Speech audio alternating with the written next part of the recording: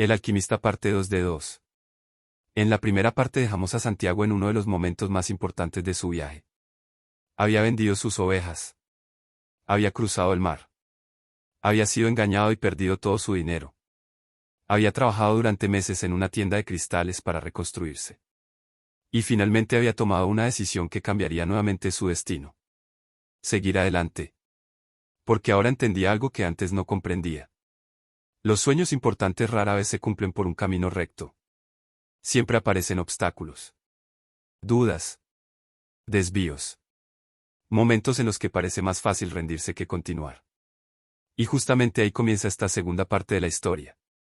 Santiago se une a una caravana que atraviesa el inmenso desierto del Sáhara rumbo a Egipto. Un lugar tan vasto que parece no tener fin. Días enteros de arena. Silencio.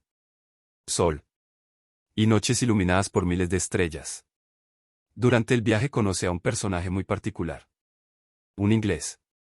Un hombre obsesionado con los libros, el conocimiento y la alquimia. Mientras los demás viajeros descansan, él pasa horas estudiando textos antiguos. Busca descubrir los secretos de los alquimistas. Aquellos hombres legendarios que, según las historias, eran capaces de transformar el plomo en oro y descubrir el secreto de la vida. El inglés cree que todas las respuestas se encuentran en los libros.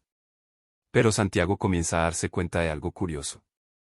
Aunque el inglés sabe muchísimo, parece desconectado de las experiencias que ocurren a su alrededor. Y aquí aparece otra enseñanza importante del libro. El conocimiento es valioso. Pero la experiencia también lo es. Hay cosas que pueden aprenderse leyendo. Y otras que solo pueden aprenderse viviendo. Mientras avanzan por el desierto, Santiago empieza a comprender algo que Paulo Coelho repite varias veces a lo largo de la historia. Existe un lenguaje universal. Un lenguaje que no utiliza palabras. Un lenguaje que conecta a las personas, a la naturaleza y a la vida misma. Es el lenguaje de la intuición. De las señales. De aquello que sentimos profundamente incluso cuando no podemos explicarlo.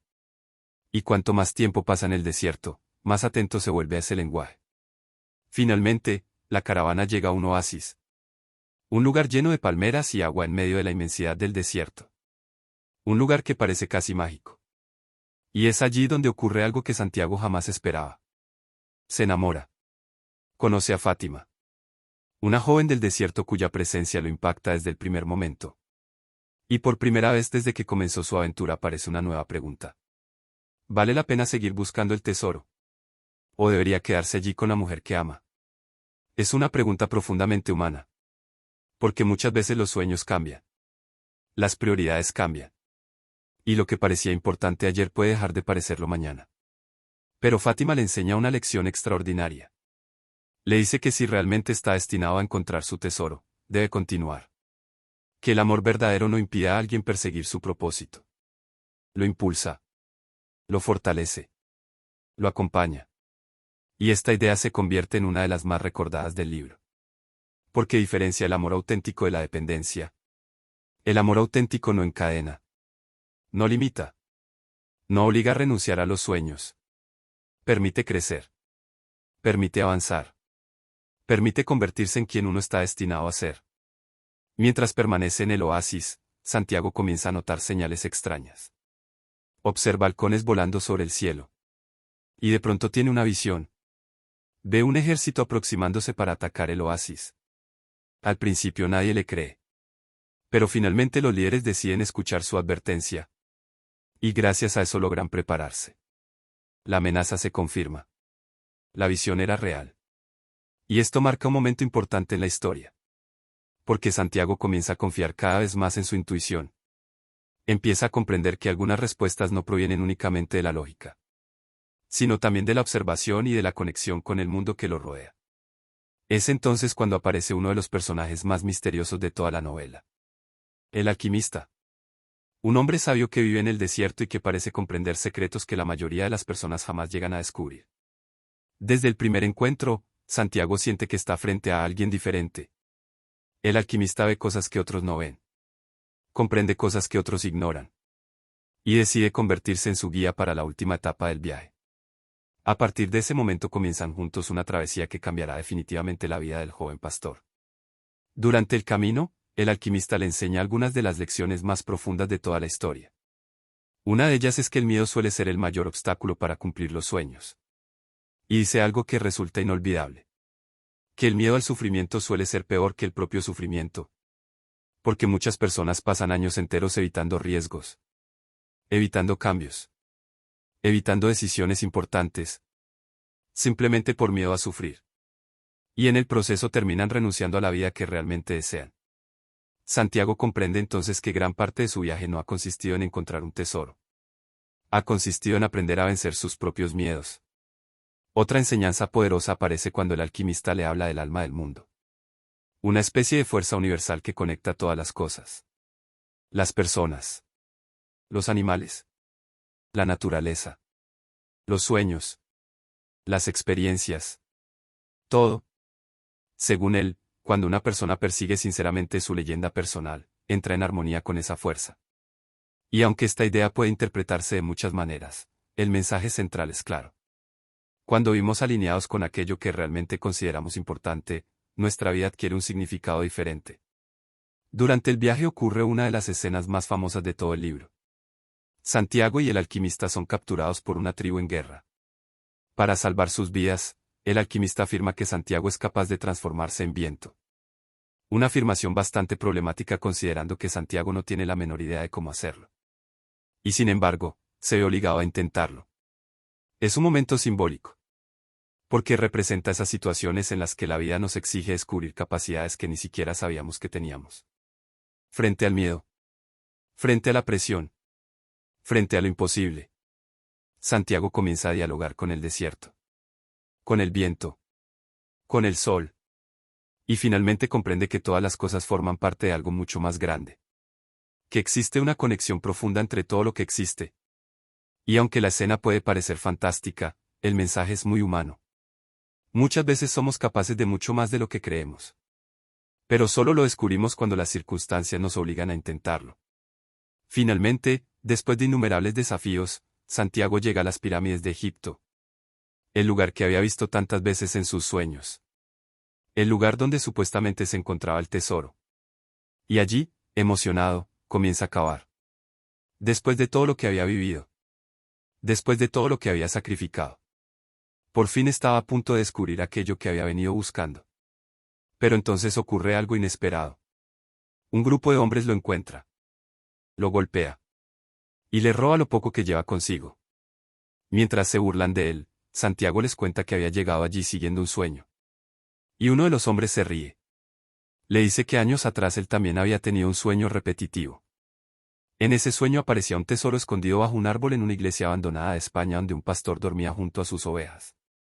Pero que jamás fue tan estúpido como para cruzar el mundo persiguiendo un sueño. Y en ese instante Santiago comprende la verdad. El tesoro estaba exactamente allí. En el lugar donde todo había comenzado. Bajo el árbol donde había tenido el sueño por primera vez. Las pirámides nunca fueron el verdadero destino. Fueron parte del camino necesario para descubrir quién era. Y aquí encontramos una de las enseñanzas más profundas de toda la novela. Muchas veces el verdadero tesoro no es aquello que buscamos. Es aquello en lo que nos convertimos durante la búsqueda. Porque si Santiago hubiera encontrado el tesoro desde el principio, jamás habría conocido el desierto. Jamás habría conocido a Fátima. Jamás habría trabajado en la tienda de cristales. Jamás habría aprendido sobre el miedo, el amor, las señales y la perseverancia. Jamás se habría convertido en la persona capaz de comprender el valor de ese tesoro. Finalmente regresa a España. Encuentra el lugar exacto. Cava bajo el árbol. Y descubre una enorme cantidad de monedas de oro, joyas y riquezas antiguas. El tesoro era real. Pero ya no significaba lo mismo que al principio. Porque ahora comprendía algo mucho más importante. El verdadero viaje nunca había sido hacia las pirámides. Había sido hacia sí mismo. Y probablemente esa sea la razón por la que el alquimista ha inspirado a millones de lectores en todo el mundo. Porque todos tenemos sueños. Todos tenemos miedos. Todos enfrentamos momentos en los que debemos decidir entre la comodidad y la aventura. Entre la seguridad y el crecimiento.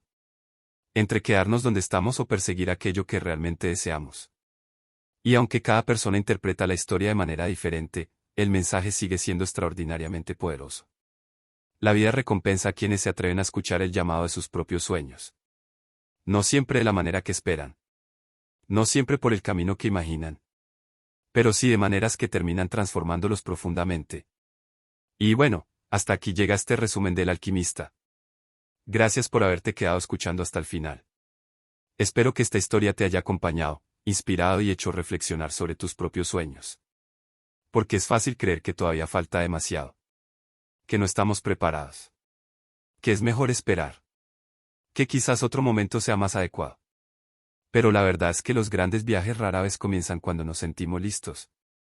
Comienzan cuando decidimos dar el primer paso. Recuerda algo importante.